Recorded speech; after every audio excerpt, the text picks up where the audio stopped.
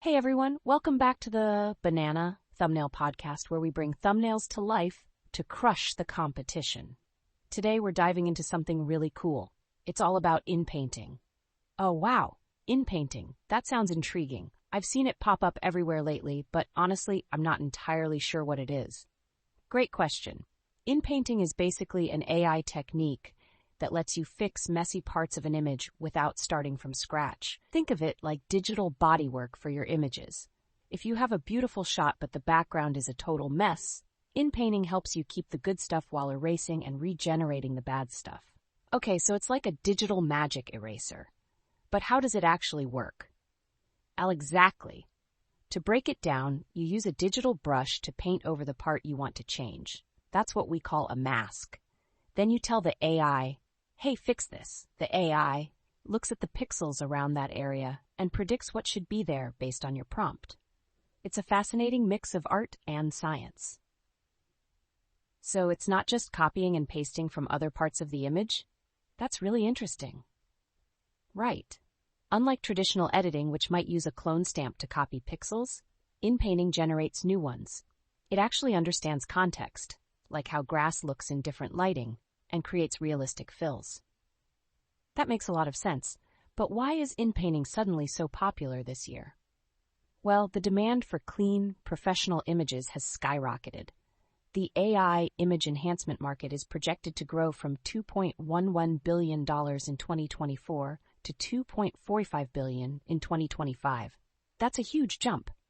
Wow, so it's not just a passing trend. Definitely not. Especially for e-commerce brands that need to refresh thousands of product images quickly. One company reported cutting their background retouching time from 6 to 8 weeks down to just 10 days, saving costs by 63%.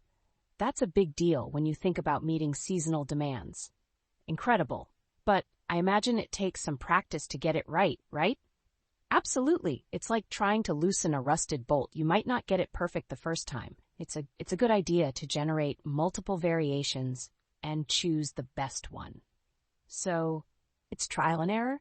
Exactly. And here's a pro tip. Describe the lighting in your prompt when inpainting.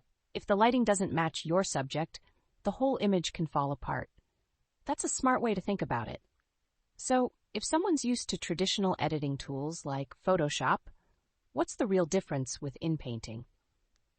Well, traditional methods mainly copy existing pixels, which can look repetitive. Inpainting generates entirely new pixels, making for a much more natural look. Got it. But for those who are just getting started, what are some common mistakes they should avoid? Great question. One common mistake is what we call the halo effect. This happens when users don't mask closely enough to the subject, leaving a rim of the old background. It looks jarring. Oof. I can imagine that would stand out in a bad way, right? And another big issue is perspective mismatch. If you take a selfie at a high angle and then use a background shot at eye level, it just doesn't match up. That makes perfect sense. Is there anything else they should keep in mind? Yes. Resolution is crucial too. If you upload a massive image, the AI might downscale it, which can cause a loss of detail. It's often better to work in sections to maintain clarity. So inpainting isn't just a quick fix. It requires a bit of thought and planning, huh? Exactly. And as we look toward the future, we're even seeing advancements in video inpainting. Imagine applying all of this to moving footage. That sounds like a game changer for advertisers. I've heard that. AI-generated ads with refined backgrounds have shown increased conversion rates. Yes. Advertisers using AI inpainting have seen a 20% increase in conversions compared to static ads. It's all about making images more appealing and relatable. Wow, I'm really excited about where this technology is heading. It sounds like anyone can step up their editing game with inpainting. Absolutely. You don't need to be a graphic design pro anymore. Just a good eye and some patience with the tools can go a long way.